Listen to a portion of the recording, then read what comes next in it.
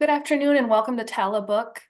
TALABook program was started last year for professionals to engage in a learning forum, to have exposure to different ideas and different subjects that pertain to the assisted living industry.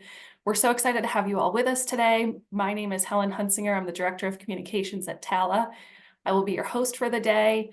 And as I said, TALABook was started last year. So we've featured so far a local author and professor at the University of Texas in Austin. We've featured a local-based author from Dallas, and we're excited to have with us today from Houston, author and professor Stephen Barth, who is an author of a number of books, but today we're going to focus on his book about intelligent emotions. So just a bit of background.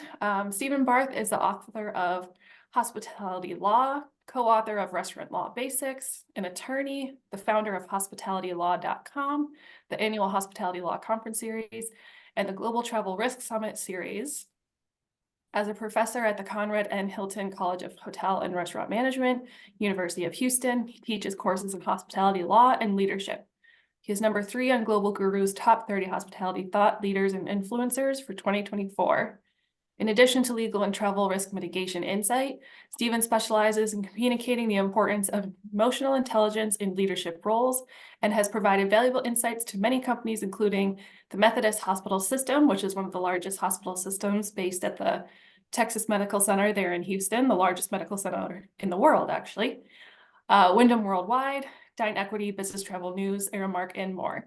His fun, fast-paced presentations provide practical information and solutions to enhance your personal and professional life, which I'm sure we'll get into all of that a little bit today as we talk about intelligent emotions. But welcome. We're so glad to have you with us. Thank you, Helen. Thank you for that lovely introduction. It's nice to be with you. Well, today we're going to dive into your book. As I said, you're an author of a number of books. You have this extensive background in hospitality, which certainly hospitality and assisted living have quite a bit of overlap, which I know we talked before, and I think we're both kind of excited to get into a little bit today as well.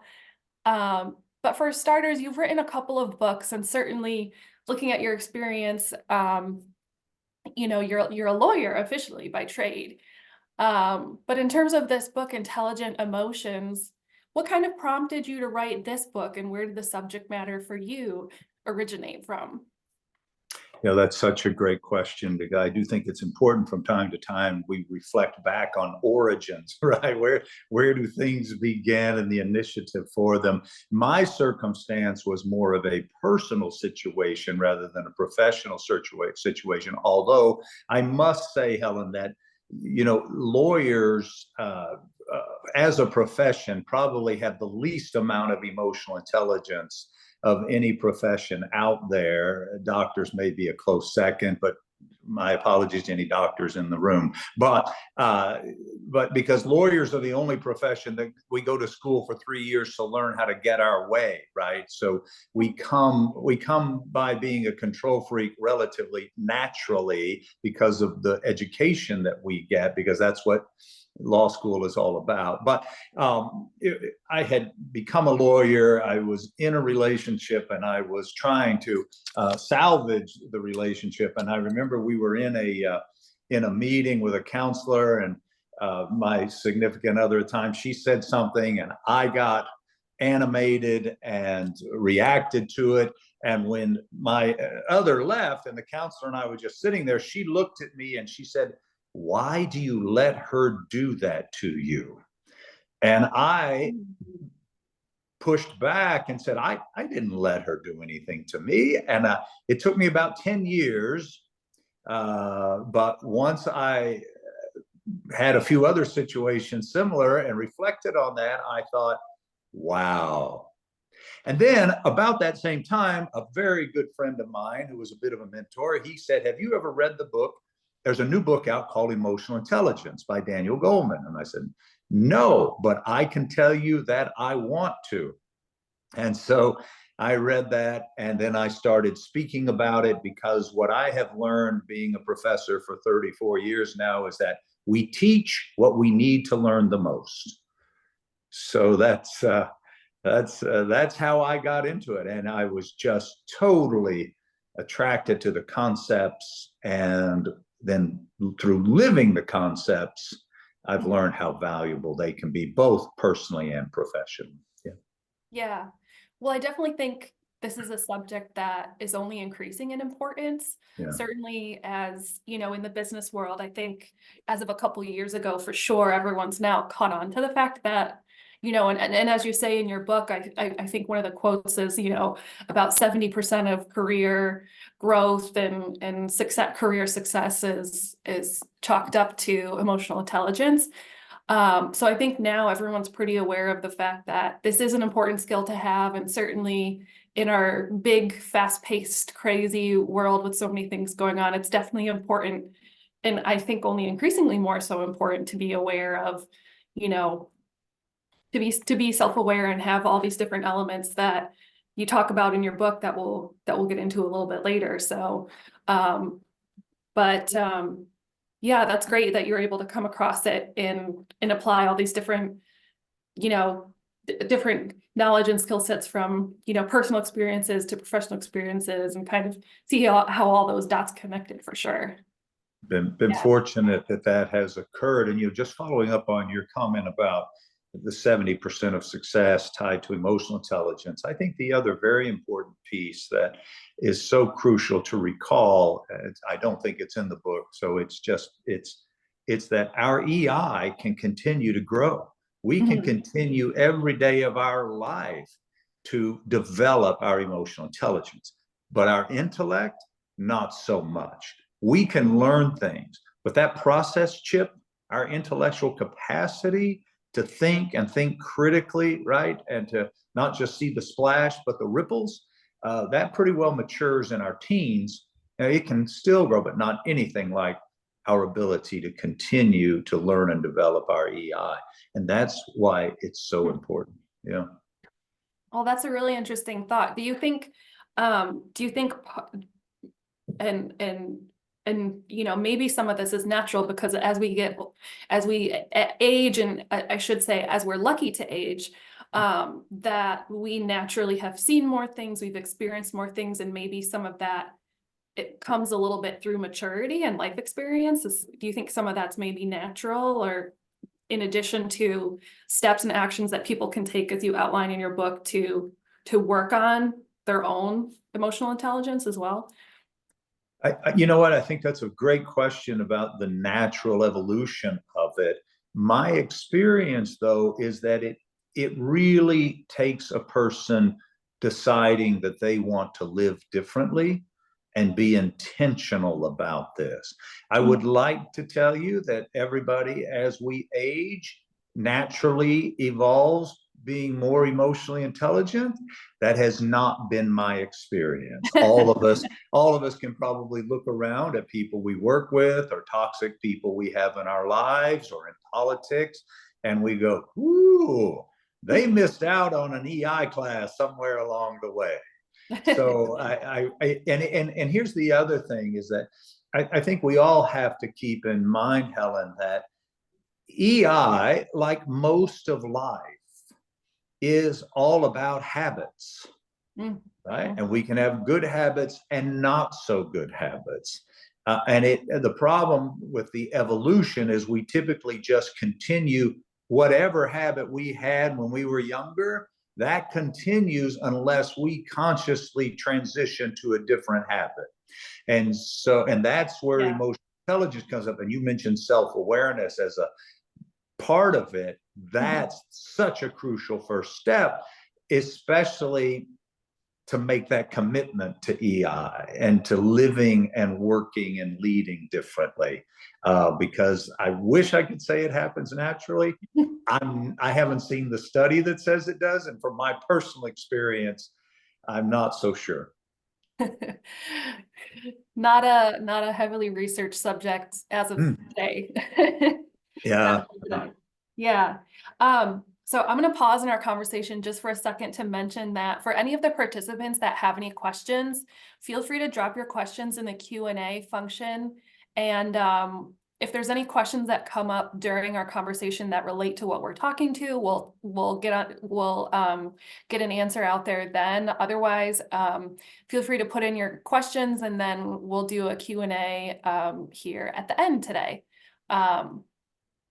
Okay, so getting back into our conversation, and also for anyone that hasn't purchased the book yet, I already put the link in the chat for today's event. But towards the end of your book, actually, going off of something that you just said, so towards the end of your book, you get into more, like, I think the last 3 sections are like, how do you go from reactive to proactive? And then how do you make some of those like scripts or formulas for yourself? And so how did you come out about making these? You outlined the 10 steps, and so how did it come about to say these are the 10 steps? And we already talked about self-awareness, but in terms of the other steps, like, what do you think is, the hardest, and maybe what's the most important? Yeah, so you touched on self-awareness, and then there's 4 fundamental components of EI. Right, just to do a quick recap, there's self-awareness, there's self-regulation, right? Self-awareness, what are our triggers? How do we react to those now, right? So that's the crucial component. Mm-hmm. The second one is self-regulation. How do we not let those emotional challenges interfere with our productivity, Mm-hmm. right? And then the third one is being innovative and resilient. Those things sound like 2 very different things, but not often. And so, but we need to be innovative. We need to take initiative. We also need to understand that things won't always go the way we want them to. And so it's a matter of how do we bounce back from that, right? So the quote in the book is, it's never about how far we fall that matters. It's always about how high we bounce, right? Life isn't about what happens in our life. Life is how we handle what happens in our life, right? Everybody has challenges. And so that's the third component. And then the fourth component is empathy. I love to say that empathy is looking at a shredded chicken salad from the chicken's perspective, right? And it, really kind of brings it home. But so if you start with those 4 basic parts, which is what I did, and then I came up with the script, the steps that I suggest people take to be intentional about transitioning habits from perhaps maybe not so good habits to more positive habits, certainly with better outcomes for them, both personally and professionally. And so I'd like to think that when you look at those scripts, that I encourage people to read, just review 30 seconds in the evening before they go to bed, 30 seconds in the morning when they wake up to set their intentions. Those should all support one of those 4 pillars that we just talked about. And so that's where those came from. Yeah. Yeah, and certainly what we tell ourselves, and these scripts or mantras or whatever terminology someone might like to call them, are definitely important in shaping our thoughts, because as you talk about in the book, our thoughts can have a tendency to be negative, certainly when we're experience a tough situation. I mean, we're all busy professionals, and certainly when you're looking at an assisted living community, it's a high stress environment. There's a lot of teamwork going on. There's a lot of collaboration. There's a lot of communication. So there's it's what I would call a high emotional intelligence required situation. Sure. Absolutely. So approaching things and remembering to come back from a baseline, a neutral baseline, if you will, I think is really, certainly important for all of us. De-escalation. And you had asked me, and I apologize, I didn't directly answer your question about what do I think is the most important of those steps. And I think empathy, in my experience, is probably the most important. Now, empathy can be a 2-sided coin if you look at the research.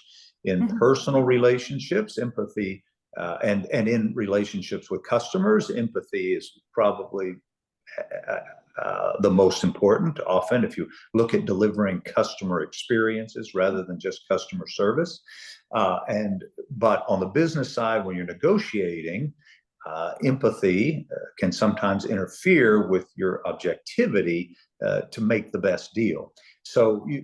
But certainly in our personal and customer relationships, I find it to be the most crucial aspect. Yeah. Yeah. Yeah, well, it's really interesting that you say that. And actually, an initiative that TALA is working on right now is we're doing the video portraits and assisted living series, where we talk about the different roles and skill sets and employment opportunities that exist in this assisted living, because TALA as an organization, kind of our core 3 areas of focus are advocacy, education, and workforce development. One of the video series that we just did was about the caregiver role. And there's a woman featured in the video who has been working in the medical field for 19 years. And she said the most important skill she thought was empathy. So it's kind of interesting that you both, very different backgrounds, but, definitely seeing the importance of empathy as a skill when it comes to medical care, caregiving in an assisted living setting, but also providing that customer experience, which is so essential to hospitality. No, it is, and just to broaden the scope a little bit about empathy, that empathy can also drive grace. It can drive patience. It can drive understanding, comprehension, and that's ultimately what we're looking for, right, in people. But if I'm hiring people today, Helen, to your point about employee development, my main focus is on empathy, but my second focus is on resiliency. One of the challenging things I found when I go listen to very successful people speak is they don't talk about the not so good things that happened in their life. Now, some do. Some will say, oh, this is my lowest point and this is how I got back. And that's great. But my experience tells me that anybody that has great success, they've had great failures. But they also are resilient, and you have to give credit where credit is due. And they may not want to talk about them, but I find that audiences need to hear those so they can relate to that and understand that you can bounce back from anything that comes your way. It just takes the right mindset and right fortitude. But that's why I look for resilience. And when I interview people, I want to know about their work history, of course, and I want to know that they're being truthful. But my key question is, tell me a time in your life where things were really not going well. And I want to know how you manage that. And so that answer usually is kind of the fulcrum on whether or not we hire somebody or not. Yeah. Well, and going off of that, now you, in addition to your professional career, as a lawyer in the field of hospitality, you've also been a professor and you currently still are a professor at the Conrad Hilton School of Hospitality at the University of Houston. So when it comes to, teaching your students about these important topics, how do you teach students about empathy and resilience so that they can become, this next generation of leaders? What a great question. And we work hard to do that because it's not easy to do, but we do empathy through stories. I think I share the story of the food and beverage director in the book with the son that has the sous chef that has the quadriplegic.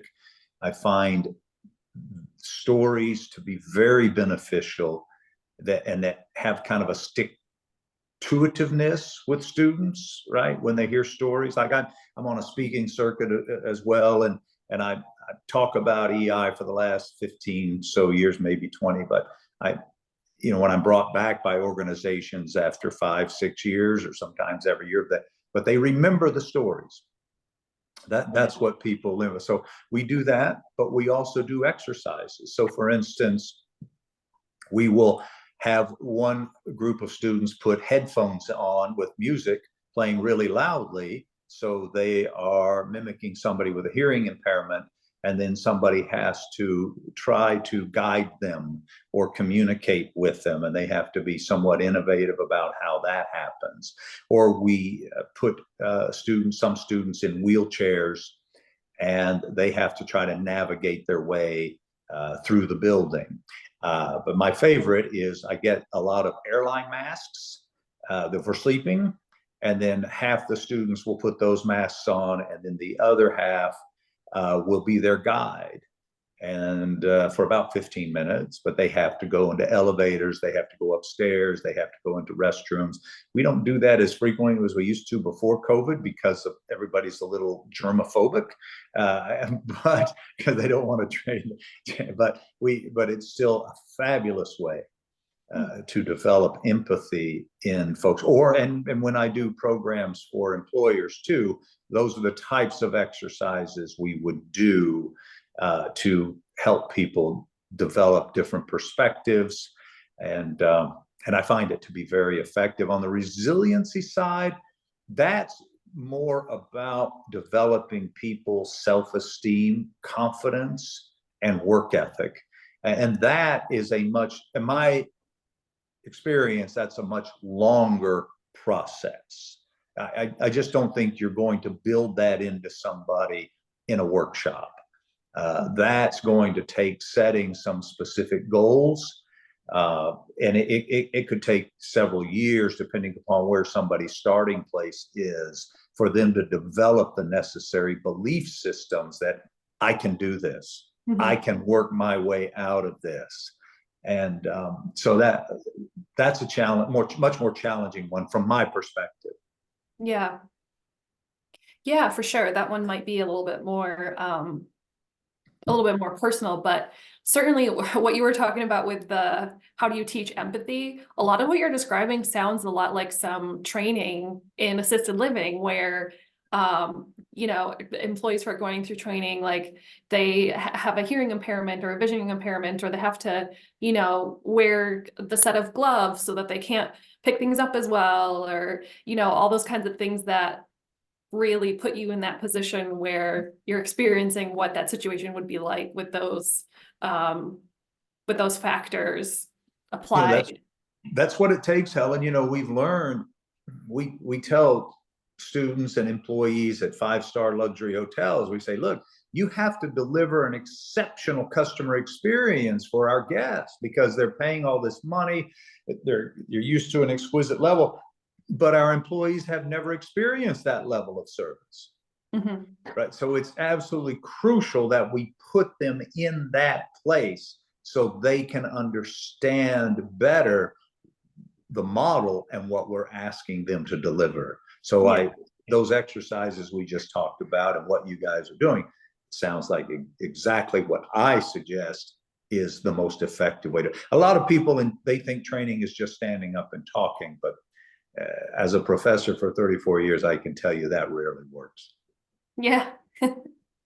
Yeah, absolutely. So you've been in the hospitality field for a long time. So in a nutshell, whether in the business sense or just in a general sense, what does hospitality mean to you? Oh, wow. Nobody's ever asked me that. I got to think. Let me just take just a moment here, because I by describing how long I've been in it, and I don't mean this in a pejorative way to you, it just means I'm old because I have been in it a long time. But hospitality means to me comfort, welcome, cozy, and probably when I think about hospitality, I think about exceeding the guest expectations. I think that's really what we're striving to do and deliver. And that's why I say it's not enough today to deliver customer service. Bless you. We have to deliver, a customer experience. And that comes from the heart, right? I have a friend of mine who's very fond of saying it starts in the heart, it comes to our mind, and then it comes out of our mouth, right?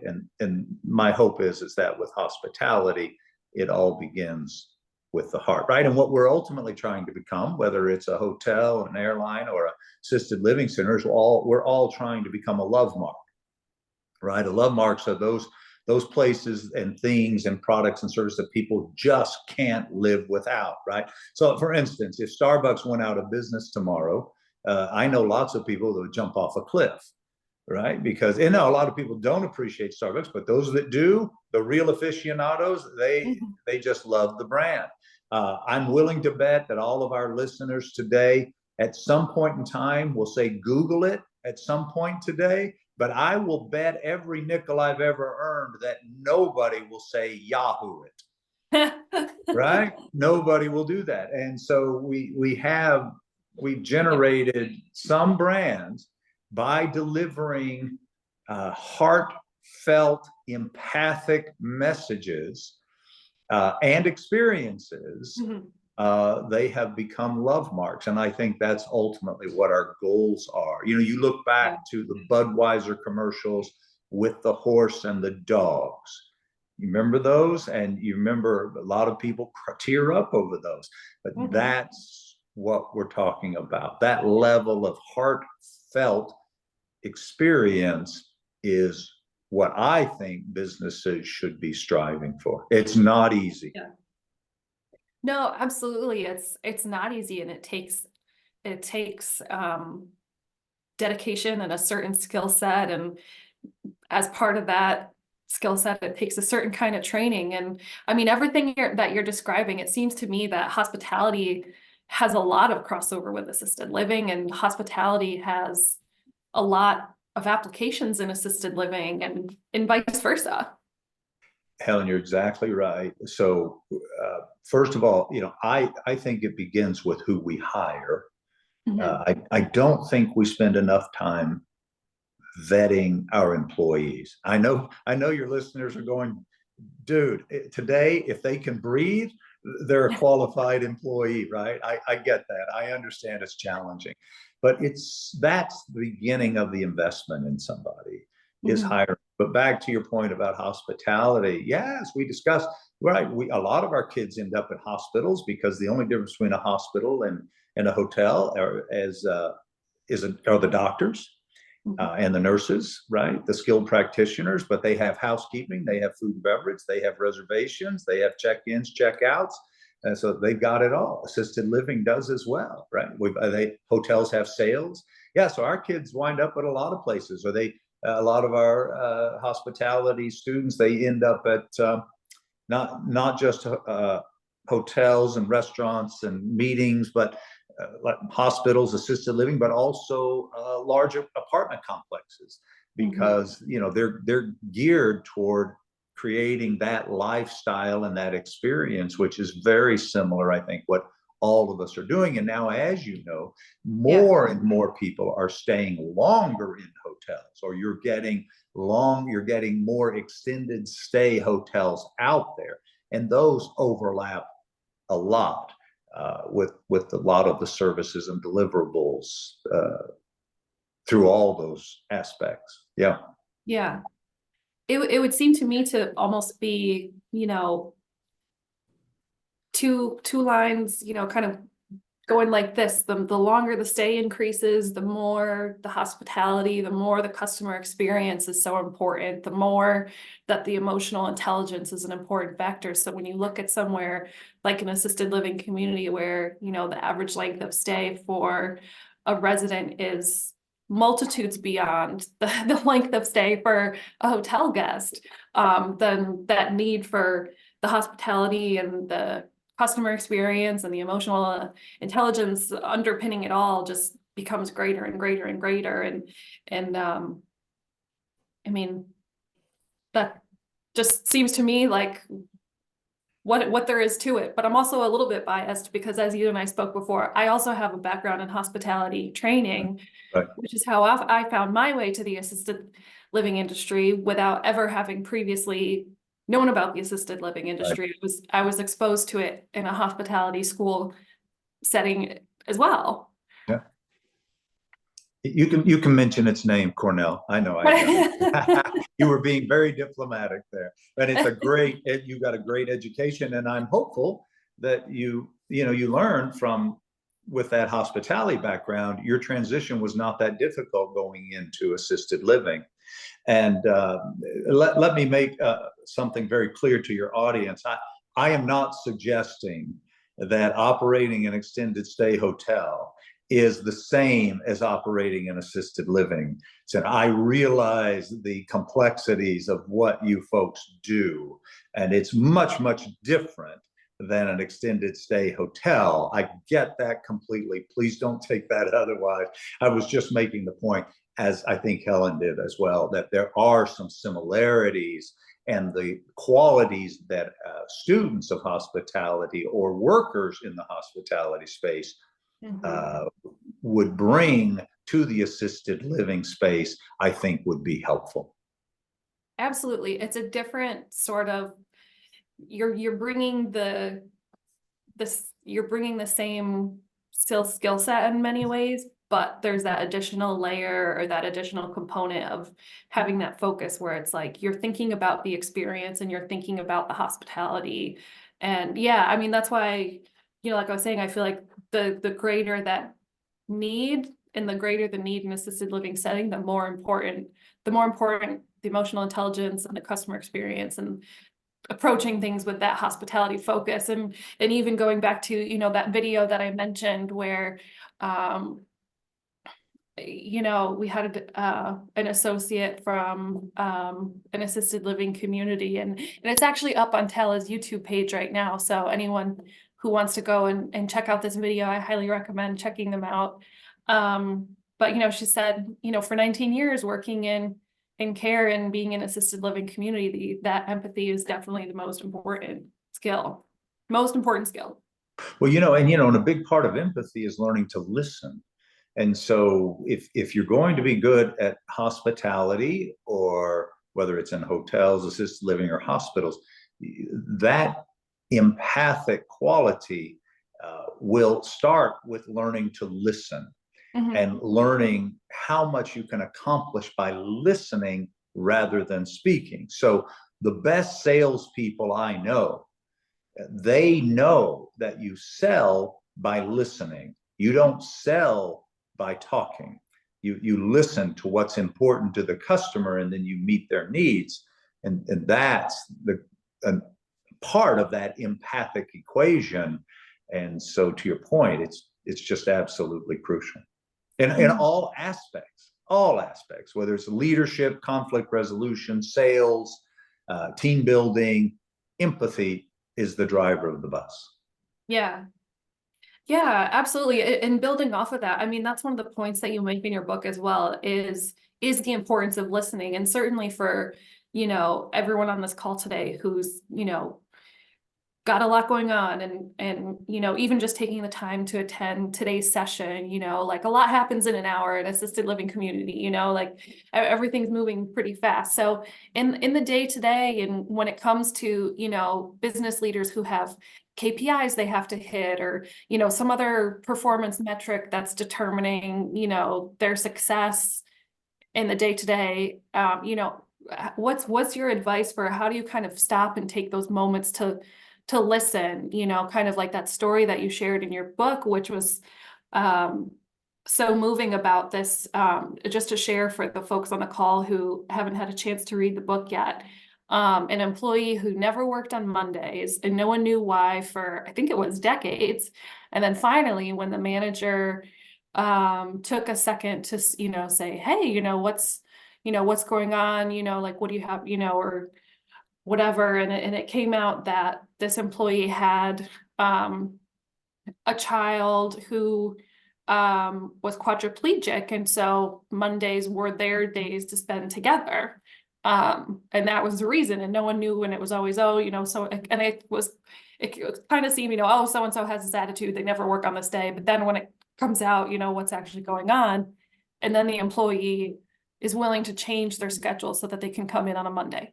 But anyway, but it was a very moving story. So back to the question, so in the day to day when things are so busy and there's, goals that you have to hit and whatnot, what's your advice, and how do you recommend, starting to listen more? Helen, it goes back to what we talked about before, that it's not going to happen overnight. It has to be intentional, and we all have to transition from being egocentric to authentic, and being more in tune with what's going on around us. And that takes time. When we're all younger, when we're very young, we're all egocentric. We come by it naturally, right? The world has to evolve around us. When you get into your early teens, today anyway, to me, it seems it's still the same. And then, late teens, early 20s, when people are graduating from the university, if they do choose that path, that's when they really need to understand that their decisions have consequences beyond themselves, and that they need to, and one of the most difficult things I find with my students is for them to transition out of that egocentric mindset when they go to work, to put the organization that they go to work for first, rather than themselves. So recognize that by working here, that is generating financial security, that is generating financial freedom, that is generating socialization in many aspects. So when you prioritize the most important things in your life, I know everybody wants a work-life balance, but you have to recognize that that workplace and the money that you're being paid gives you the ability to have that work-life balance, right? It's like when people ask me, who's more important, the customer or the employee? We all have to recognize they're both important, but I can easily prioritize my employees over my customers, because if I don't have my employees, I won't have any customers. Right? Yep. And so it's important that we learn to realize that we all grow up in this egocentric type thinking mindset, and we interpret everything through that, which creates a barrier to listening, and we don't ask the kinds of questions that somebody might provide a deeper response to. Rather than how are you, they say, oh, I'm fine, thank you, and then we go on, right? And that's the end of that conversation. Whereas it might be, hey, I remember that one of your children was going in to have surgery. How did that turn out, right? That, and if we begin to ask deeper questions about people's lives, whether it's our spouse, our children, our employees, that will help, and be patient for the answer, then that will help us to have more empathy and to get out of our way and listen to. Most people I know, Helen, when they listen, they are really thinking about what they're going to say next, right? Rather than truly listening to how what somebody's telling them impacts that person, rather than how what they're telling you impacts themselves, right? And that takes some time, but if you practice it, you can really get good at it. Mm-hmm. Yeah, and that reminds me of the saying, you have one mouth and two ears. So it's true, and that's one of those things that we hear all the time. But it's very true, those truisms, right? And yeah. But we don't practice them every day, and that's what we have to do for them to become a habit. And that's why that script that I shared with you, and I ask people to spend 1 minute a day, 30 seconds a night, 30 seconds in the morning, because that's how you transition the not so good habits to better habits. Yeah. Yeah, absolutely. And I'd love to get into your lists and your scripting advice at the end of the book a little bit more. I will also remind everyone, put your questions in the Q&A, and we'll get to your questions here as we can, or we'll answer them, in a couple minutes. We'll pause for a Q&A session. But yeah, so when it gets into that scripting, and I think you call it scripting our subconscious, or kind of training ourselves, basically. How could someone go about this process? Well, I know the whole EI thing sounds complicated, and the research into it can be complex and complicated, but it's honestly just about setting some goals and then reinforcing the behavior to achieve those goals on a daily basis. It's like anything. You know, you're not going to be a good tennis player or golfer if you only go out once a month. You know, the good players, even the decent players, they're at it every day or every other day or 2 or 3 times a week. It's the same thing with this. The challenge we have, and any coach will tell you this, it's much easier to start somebody from scratch than it is to start somebody that has 10 years of bad habits. And but what all of us have are not so good habits that we grew up with from childhood all the way up through adulthood. And so whether it's, I like to use you can use several examples that I put in the book. One is, you know, what happens when a baby doesn't get their way, right? They throw a fit. Well, and how many of us know adults that when they don't get their way, they still throw a fit, right? That's somebody that hasn't evolved emotionally to recognize that you don't have to behave that way. But I can say to somebody, hey, you don't have to behave that way, but that's not going to change their behavior.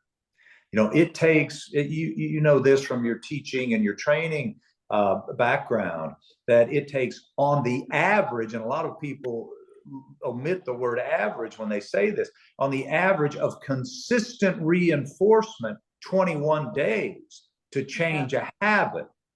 And my experience is for emotional intelligence habits that we've identified are important to achieve that, it takes a lifetime. Because we will so easily drop back into the not so good habits. Mm-hmm.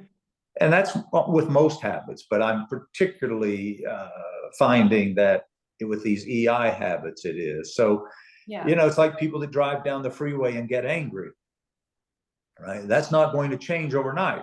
They have to remind themselves every time they get in the car the kind of person they want to be, because their previous reactions to drivers have been so ingrained and embedded in themselves that if they don't remind themselves every day, they'll step right back to it. It takes time. In some cases, it takes days. Sometimes it takes months. Sometimes it takes years. In my case, I have to look at it every day of my life. Yeah. Well, and that's what a habit is. I mean, and I like that you talk about the fact that it doesn't have to be long. It just has to be consistent. Exactly. I think sometimes people like think about something like this and it's like, oh, well, I don't have the time for that, or it's so hard, or it's, you know, whatever. But for all the time that we spend doing silly things on our, you know, phones or whatever, you know, like if you just set a timer for 1 minute, you know, and spend 1 minute either, you know, practicing gratitude or, you know, reminding yourself of how you want to move through the world, you know, based on some of the advice that you're giving. That's to me what it sounds like, is it boils down to, you know, how am I going to move through the world?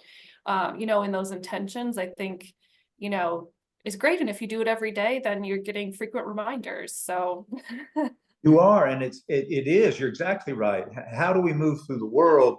I'm going to add just a little something to the tail end of that. How do we move through the world more peacefully and with more productivity, right? More contentment, more peace leads to more productivity, because we're not being disrupted. Every time we get angry in the car, we've let somebody we've never met before knock us off our peace, and that's going to disrupt our productivity. Why would we waste any emotional energy on somebody we've never met before, and we're never going to meet again unless we chase them down, right? And that's a whole different scenario, but that's important. And let me tie something else in that I don't mention in the book, but I think is absolutely crucial today. As I mentioned to you in one of our conversations, my daughter is a nutritionist, and she and I visit a lot about this.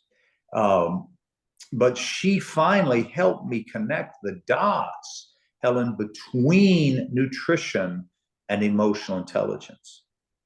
So what do we mean by that?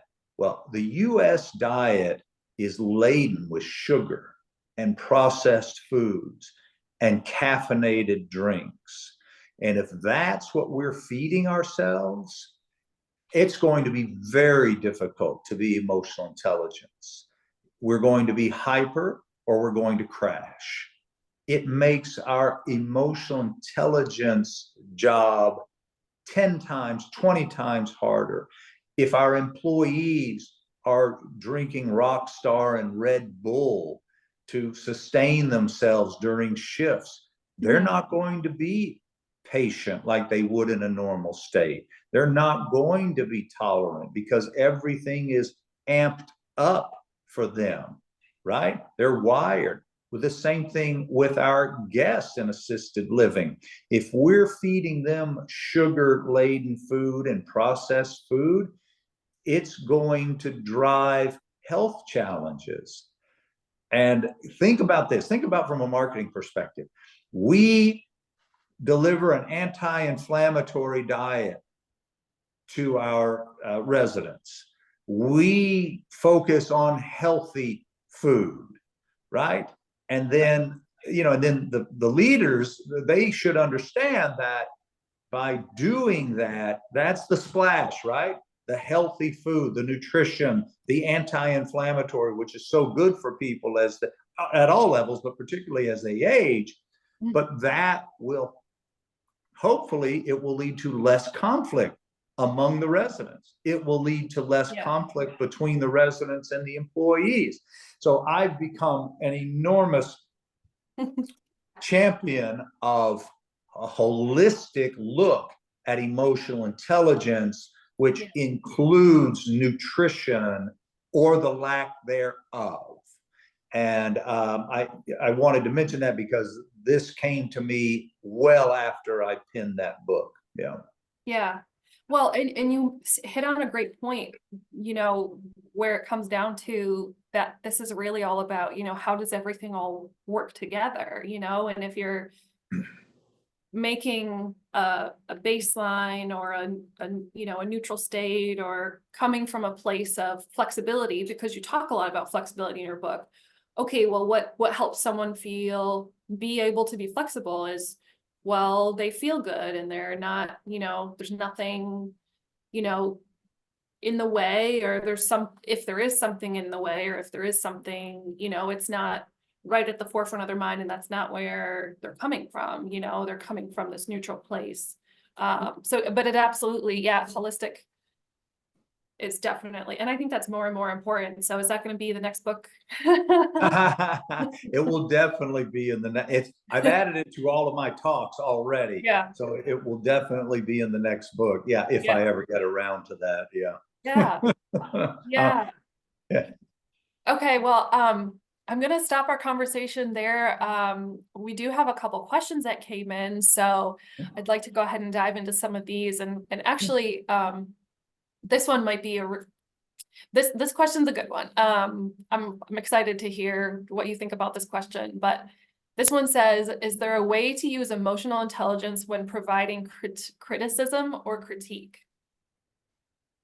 Yeah, you're right. Such a good question. And yes is the short answer. And now, of course, you want to know how. And so, and I could think about that a bit, but let me give you my quick answer would be that, when we think about, I'm assuming you're talking about with an employee or a child of some sort, right? And I think emotional intelligence will remind us that if an employee makes a mistake, that's also an opportunity for us as the coach or the supervisor or the leader to ask ourselves, did we hire the right person for the right job? Have we given them the baseline training and education that they need to do the job the way we want to see it done?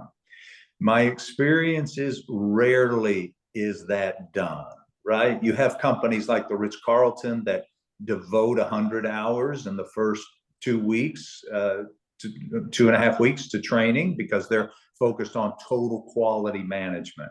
So if you're in that mindset and you're delivering that level of training, that's going to really reduce the number of mistakes, because again, that's part of the splash versus the ripples. We realize that every time an employee makes a mistake, the cost isn't just the mistake.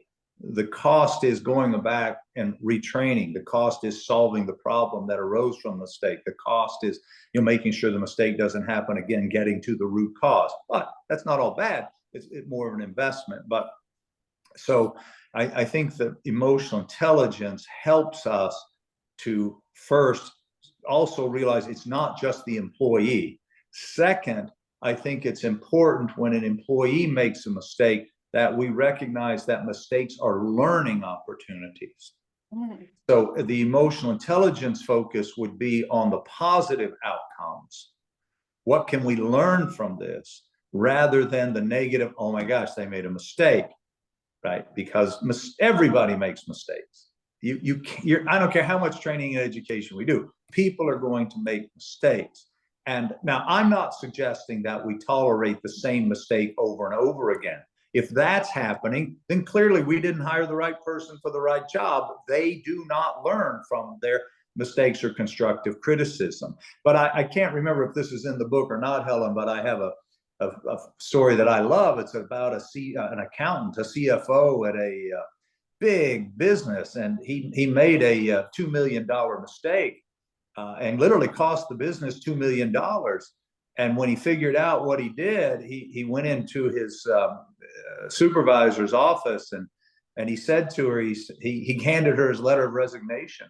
And she read the letter, and it said, I just cost the company $2 million. Obviously, I have to resign, And she looked at him and she said, we just invested $2 million in your training and education. Why in the world would we want to fire you now? Right? What? Right? Who's going to make that mistake again? Him? Never, probably. Yeah. Right? Especially if he owns it, especially if he accepts it, especially if he shares the disappointment and understands he's got to do it differently. That new person may very well do it. So I'm hopeful that example and the information that I shared is helpful to you. But you're welcome to reach out to me separately, and we can talk more about it, because it's challenging for a lot of employers to turn mistakes into positive things. But they all, and same thing with your children. Children need to learn. They need to learn consequences of their decisions. That's what healthy parenting is about. It's not about making decisions for children, right? And so the other thing about emotional intelligence with children and or employees, quite frankly, is if we make our expectations clear from the get-go, with our children, with our employees, through goal setting and objectives, I find you'll have much fewer mistakes in the first place. Everybody likes to have a target to try to reach. Sorry, that was a long-winded answer to a relatively short question, but it's a fairly complex one, but a very good question. Thank you. Yeah, thank you for that question. That was definitely that was a fantastic question, and I'm certain that's a situation that we've all had to encounter at some point. Which is how to deliver tough news, or how to handle a tough moment. With grace, like you say. But I will say, as an employee, it does make a difference to have, those different styles, because if someone comes to you and sits down and is like, hey, listen, here's this and here's this, and here's how we want to do this in the future, and this is what you can do, and blah, blah. That's a much more effective method than, the opposite of that. Yeah, I can't believe you did this. How could you do this? Right? If we go into the conversation with the negative on our mind, right, it's going to come out negative, and absolutely, we don't want that. We want it to come out positive. We want to rehabilitate that employee. It might not be a deep one, but that's ultimately what we want. And so we want to have our mindset that this is a learning experience, not a punishing experience. Same thing with children. We want it to be now a lot of people might push back on this, but my belief is that everybody does the best they can at the time. Well, if you believe that, then you also believe that people did the best, that we need to give them grace, right? And we need to encourage them to do things differently in the future. We can't do anything about what's already happened in the past. Let's focus on the future. To bring it home personally, a lot of people focus on diets. I need to lose 20 pounds. I need to go on a diet and lose 20 pounds. But that's very negative. Right. That approach is very negative. It's very demeaning. It's very, if instead we said, I want to be healthy. Well, what does that mean? Well, it's a totally different mindset that we go into. It's the same thing when we talk to our employees or our children. We want our mindset to be positive, with positive outcomes at not only now, but the takeaways. Yeah. Yeah, absolutely. It's about making sure that the experience is also better on the other side too, which I think helps to have a more long-term approach during the conversation, as opposed to like a short-term reactionary kind of approach. Great point. Great way to put it. Yeah. So we did have a question about the book information, and I did put a couple of links for our attendees today in the chat. So the link to purchase the book is in the chat, as well as you've got your website there on your screen, thehospitalitylawyer.com. And then I also just put your website into the chat, as well as the link to the YouTube video that I've mentioned a couple times about the video portraits in assisted living series. And I will say, if you haven't read the book yet, it's short. I did not know it was this short when I picked it for the TALABook, but I was pleasantly surprised. It's I think it's not even 30 pages long, but it's definitely a great it's a great read. It's a very compelling read. I've got mine here, and I've got highlights well, no one can see that, but it's got highlights all over it. So the link is there for the book. It's a quick but powerful read. And I don't see any other questions coming through the Q&A, so I'll just give one last call for questions here while we do a little wrap up. Yeah, the scripts are in the back of the book. Mm-hmm. So, and it's just an ebook, just digital version is all I built, but I found it to be helpful to write it. Most people that have read it, they have found it helpful, and especially holding on to those scripts for a minute a day in your future, ladies and gentlemen. I think it can listen. I tell people all the time, I have found very few things in my life that can change people's destiny, but emotional intelligence is one of those things. Absolutely.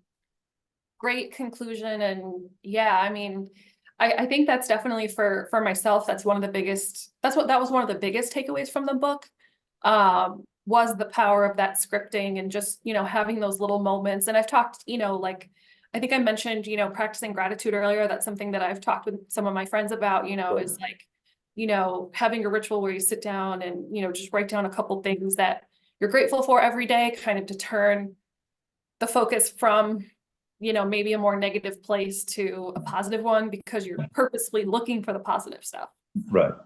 Yeah. That can be a mind switch for many people, because it's easy to focus on the negative, and then you start ruminating, and then you've got to learn to. That's part of being resilient. You got to learn to pull yourself out of that and look at things differently. It's the difference between, as we've all learned, as we talked about those truisms, it's the glass half empty or the glass half full, and you've just got to transition, if you want, to that glass half full. And the world can change pretty quickly if you start thinking differently. The mind's really quite remarkable. Well, we're so honored to have you with us today. Thank you so much for your time again. Thank you, Helen. It's been a pleasure being with you and getting to know you. And I'll look forward to seeing how TALA does in its future. And I do hope we can create a pipeline of our students going into these assisted living programs. I think our kids could do a great job for you guys. Helen, that was just a shameless plug for our students. I hope you don't mind. Well, it's education. So education. It is that. In the name of education, but yeah, absolutely. And if anyone has any questions from today, or if they'd like to know more, please feel free to follow up with TALA, and I'd be happy to connect anyone to you or make any connections required. So please feel free to reach out. You can find all of TALA's contact information on our website. Our emails and phone numbers are listed on tala.org. And in terms of shameless plugs, I do have to put in a plug next Friday for our next upcoming TALA event. Is going to be our monthly TALA Hour series. Also, in the name of education, this one's going to be on the really important subject of UT management and assisted living, which is always something that is, always an ongoing topic. Unfortunately, really excited to have Alan Flores Consulting co-hosting that free educational webinar with us next Friday at noon. And we look forward to seeing you all again soon. So thank you so much for being with us today, and take care. Thanks, Helen. Bye for now. Bye-bye.